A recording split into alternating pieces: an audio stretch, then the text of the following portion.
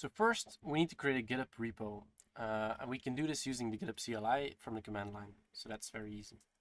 Just type gh for GitHub repo, and then create extra horizon sleep monitoring demo. In your case, I'm using the extra horizon organization, but you can just type sleep monitoring demo. I'm gonna add a gitignore file myself. So what's done now, a repository has been created in on GitHub itself, and it automatically cloned the repository to my local environment. So that means I can just open Visual Studio Code from the command line.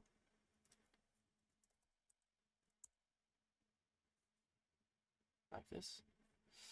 And the first thing we'll probably want to do is add a gitignore file and do our first commit. I have a gitignore file set up right here, so I'm just going to copy paste that. Okay, good. You can then open the terminal, and we're going to do our first commit just to initiate the project. So we'll add everything to be able to push it.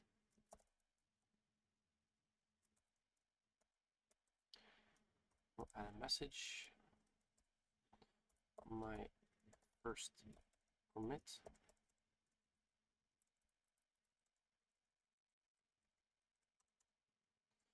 And then we can do git push. And probably this is going to give me an error because it's the first one. So we'll just indeed name it master.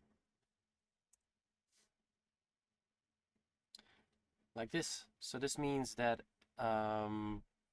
normally our repository should have been created. So let me quickly check if that's the case.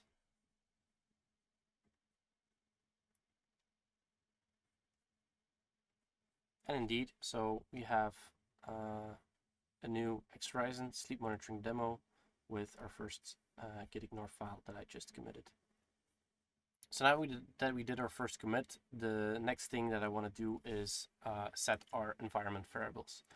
So we're going to use GitHub Actions to automatically deploy our extra horizon configuration to our extra horizon environment, and obviously you need some permissions for this.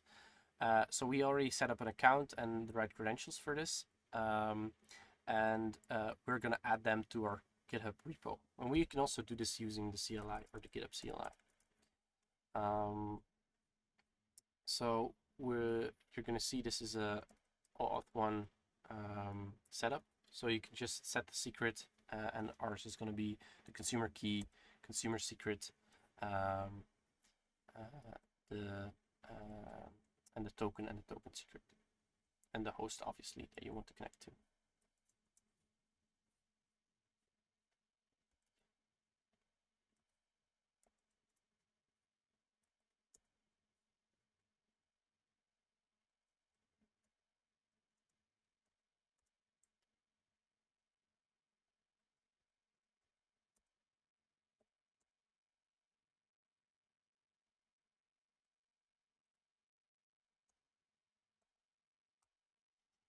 Like this. All right. So now our environments variables should be set up on GitHub. So as soon as we're going to start using GitHub Actions, the actions will be able to use these secrets to deploy our code.